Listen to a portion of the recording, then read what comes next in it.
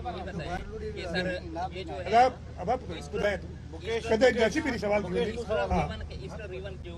Late जो है ना पानी स्लोली यहीं पे पहुंचा है।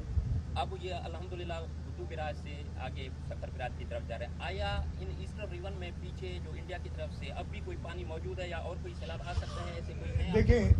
मैं कल भी टीवी पे रिपोर्ट देख रहा था, मुझे वैसे तो इन्फॉर्मेशन नहीं है, टीवी की रिपोर्ट्स में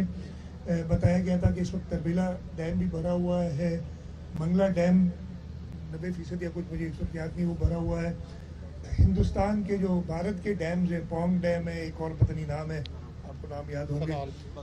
तो बगलियार तो छोटा है, जो इस पे रावी और सतलज पे खासतौर पे डैम्स है वो सब भी फुल हैं।